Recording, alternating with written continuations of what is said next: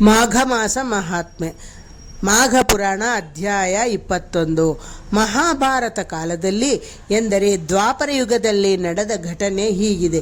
ಧರ್ಮರಾಜ ಭೀಮ ಅರ್ಜುನರಾದಿಯಾಗಿ ಪಾಂಡವರು ಪ್ರಜೆಗಳನ್ನು ಪ್ರೀತಿಯಿಂದ ಆದರದಿಂದ ಆಳುತ್ತಿದ್ದ ಕಾಲ ಅದಾಗಿತ್ತು.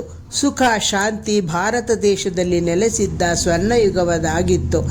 ಪಾಂಡವರಲ್ಲಿ ಎರಡನೆಯವನಾದ ಭೀಮಸೇನನು ಭೋಜನ ಪ್ರಿಯ ಎಂಬುದು ಜಗತ್ಪ್ರಸಿದ್ಧವಾಗಿದೆ. ಆತನು ಹಸಿವೆಯನ್ನು ಎಂದೂ ತಡೆಯುತ್ತಿರಲಿಲ್ಲ. ಸ್ವಲ್ಪ ಆಹಾರ ಸ್ವೀಕಾರ ತಡವಾದರೂ ಸಿಡಿಮಿಡಿಗೊಳ್ಳುತ್ತಿದ್ದನು. ಇಂತಹ ಮಹಾಬಲನಿಗೆ ಒಂದು ಸಲ ಏಕಾದಶಿ ಉಪವಾಸವು ಅತಿ ಪುಣ್ಯಕರ ಎನ್ನುತ್ತಾರೆ. ತಾನೇಕೆ ಉಪವಾಸ ಮಾಡಬಾರದು ಎನ್ನಿಸಿತು. ಆದರೆ ಹಸಿವು ತಡೆಯುವುದು ಅಸಾಧ್ಯವಲ್ಲವೇ? ಈ ಕಾರಣ ಕುಲಪುರೋಹಿತರಾದ ದೌಮ್ಯರ ಬಳಿ ಹೋಗಿ ತನ್ನ ಸಮಸ್ಯೆಯನ್ನು ಅವರಿಗೆ ತಿಳಿಸಿದನು. ದೌಮ್ಯರು, ಭೀಮಸೇನ, ಏಕಾದಶಿಯು ಶ್ರೀಹರಿಗೆ ಅತಿ ಪ್ರಿಯವಾದ ದಿನವಾಗಿದೆ.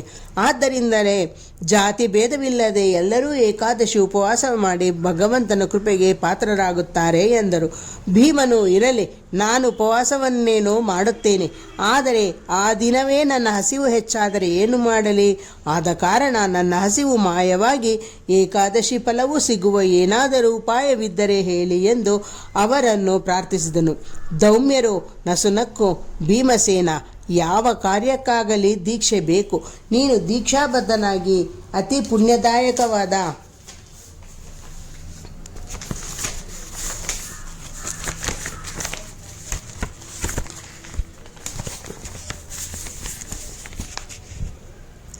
ಮಾಘ ಶುದ್ಧ ಏಕಾದಶಿಯಂದು ಉಪವಾಸ ಮಾಡು.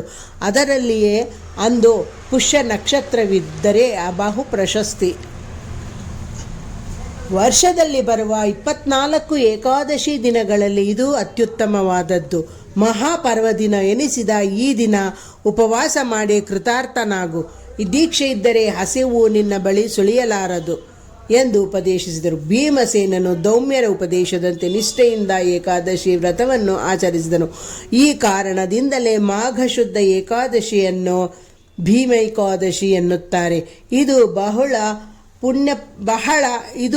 ಪುಣ್ಯಪ್ರದವಾದ ದಿನ.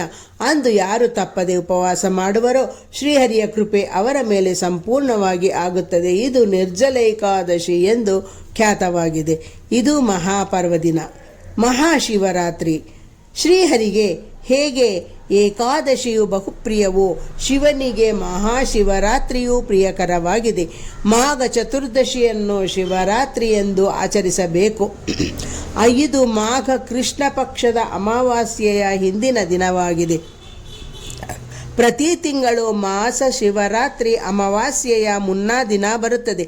ಇದನ್ನು ಶಿವಪ್ರದೋಷ ಎನ್ನುವರು. ಮಹಾಶಿವರಾತ್ರಿಯಂದು ನದಿ, ಕೆರೆ, ಕೊಳ, ಬಾವಿಗಳಲ್ಲಿ ಸ್ನಾನ ಮಾಡಿ ಶೀಘ್ರ ಫಲಪ್ರದವಾದ ಭಗವಾನ್ ಶಿವನನ್ನು ಶ್ರದ್ಧಾಭಕ್ತಿಗಳಿಂದ ಪೂಜಿಸಬೇಕು.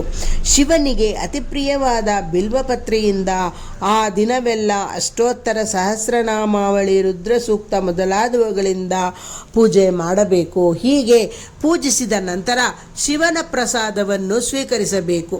ಆ ರಾತ್ರಿಯೆಲ್ಲ ಎಚ್ಚರವಿದ್ದು ಶಿವಧ್ಯಾನ, ಸ್ತೋತ್ರಪಾಠ, ಭಜನೆಗಳನ್ನು ಮಾಡಬೇಕು. ಮಾರನೆಯ ದಿನ ಅಮಾವಾಸ್ಯೆಯ ಪ್ರಾತಃ ಕಾಲ ಸ್ನಾನ ಮಾಡಿದರೆ ಸಕಲ ಪಾಪಗಳು ಪರಿಹಾರವಾಗುತ್ತವೆ. ಇದರ ಫಲವಾಗಿ ದೇಹಾಂತ್ಯದಲ್ಲಿ ಕೈಲಾಸ ಲೋಕ ಪ್ರಾಪ್ತಿಯಾಗುತ್ತದೆ. ಮಹಾಶಿವರಾತ್ರಿಗಿಂತ ಫಲದಾಯಕವಾದ ವ್ರತ ಬೇರೊಂದಿಲ್ಲ. ಆದ್ದರಿಂದ ಶಿವ ಪ್ರೀತಿದಾಯಕವಾದ ಮಾಘ ಕೃಷ್ಣ ಚತುರ್ದಶಿಯ ದಿನದಂದು ಶಿವಪೂಜೆಯನ್ನಾಚರಿಸಿದರೆ ಸಕಲ ಸಂಪತ್ತುಗಳು ಲಭಿಸುತ್ತವೆ. ಈ ಸಂದರ್ಭದಲ್ಲಿ ಪೂರ್ವದಲ್ಲಿ ನಡೆದ ಪ್ರಸಂಗವೊಂದು ಹೀಗಿದೆ. ಹಿಂದೆ ಶಬರಿ ನದಿ ತೀರದಲ್ಲಿ ಬೇಟೆಗಾರನೊಬ್ಬನಿದ್ದನು.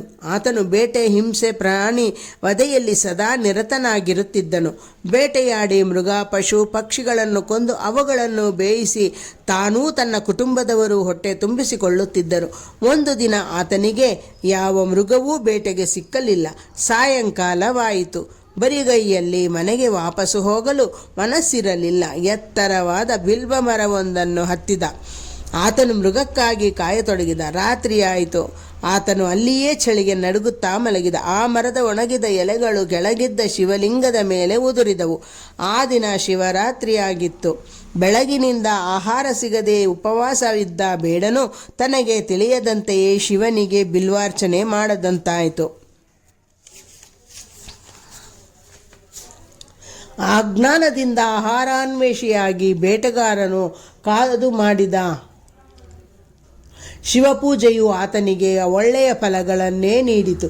ಕೆಲವು ವರ್ಷಗಳ ನಂತರ ಬೇಟೆಗಾರನು ವೃದ್ಧನಾಗಿ ಆಯುಷ್ಯ ತೀರಿ ಮರಣ ಹೊಂದಿದನು. ಯಮದೂತರು ಬಂದು ಇನ್ನೇನು ಅವನನ್ನು ಸೆಳೆದೊಯ್ಯಲಿರುವಾಗ ಕೈಲಾಸದಿಂದ ಬಂದ ಶಿವದೂತರು ಆ ಜೀವವನ್ನು ಶಿವನ ಸನ್ನಿಧಿಗೆ ಆದರಪೂರ್ವಕವಾಗಿ ಕರೆದೊಯ್ದರು. ಯಮದೂತರು ನಡೆದ ಸಂಗತಿಯನ್ನು ತಮ್ಮ ಸ್ವಾಮಿಯಾದ ಯಮನಿಗೆ ತಿಳಿಸಿದರು. ಯಮನು ಸ್ವಲ್ಪ ಆಲೋಚಿಸಿ ಶಿವನ ಸನ್ನಿಧಿಗೆ ಹೋದನು. ಶಿವ ಪಾರ್ವತಿಯರು ತಮ್ಮ ಪರಿವಾರದೊಡನೆ ಕೈಲಾಸದಲ್ಲಿ ಸುಖಾಸೀನರಾಗಿದ್ದರು. ಯಮನು ಶಿವನಿಗೆ ನಮಸ್ಕರಿಸಲು ಶಿವನು ಆತನನ್ನು ಆಶೀರ್ವದಿಸಿ ಯೋಗ್ಯವಾದ ಆಸನ ನೀಡಿ ಸತ್ಕರಿಸಿದನು. ಯಮಧರ್ಮರಾಜನಿಂದ ಬಂದ ಕಾರಣವೇನು? ಯಮಧರ್ಮರಾಜ, ನೀನು ಬಂದ ಕಾರಣವೇನು ಎಂದು ಆತನನ್ನು ಕೇಳಿದನು. ಆಗ ಯಮಧರ್ಮನು, ಸ್ವಾಮಿ, ಬಹುಕಾಲಾನಂತರ ತಮ್ಮ ದರ್ಶನ ಭಾಗ್ಯ ಒದಗಿ ಅಮಿತಾನಂದವಾಯಿತು. ಈಗ ನಾನು ಇಲ್ಲಿಗೆ ಬಂದ ಕಾರಣವೇನೆಂದರೆ, ಇದೀಗ ತಮ್ಮ ದೂತರು ಕರೆತಂದ ಬೇಟೆಗಾರನು ಮಹಾಪಾಪಿಯಾಗಿದ್ದಾನೆ. ದಯೆ ದಾಕ್ಷಿಣ್ಯವಿಲ್ಲದೆ ಅನೇಕ ಪ್ರಾಣಿಗಳನ್ನು ಹಿಂಸೆ ಮಾಡಿದ್ದಾನೆ.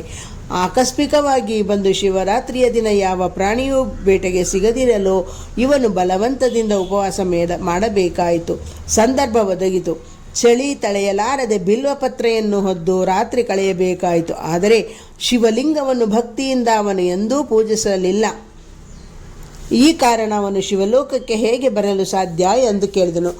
ಭಗವಾನ್ ಶಂಕರನು, ಯಮರಾಜನೇ, ನನಗೆ ಪ್ರೀತಿಕರವಾದ ಮಹಾಶಿವರಾತ್ರಿಯಂದು ಬಿಲ್ವಪತ್ರೆಯನ್ನು ನನ್ನ ಮೇಲೆ ಹಾಕಿ ಜಾಗರಣೆ ಉಪವಾಸಗಳನ್ನು ತಿಳಿಯದೆ ಮಾಡಿದ್ದರೂ ಪಾಪನಾಶವಾಗುತ್ತದೆ. ಈ ಬೇಟೆಗಾರನಿಗೆ ಶಿವರಾತ್ರಿಯ ಪುಣ್ಯ ಸಿಗಲೇಬೇಕು. ಆತನಿಗೆ ಇದರಿಂದಲೇ ನನ್ನ ಸಾಯುಜ್ಯ ದೊರಕಿತು ಎಂದು ಹೇಳಿದನೆಂಬಲ್ಲಿಗೆ ಮಾಘ ಮಾಸ ಮಹಾತ್ಮೆಯ 21ನೇ ಅಧ್ಯಾಯವು ಸಂಪೂರ್ಣವಾಯಿತು.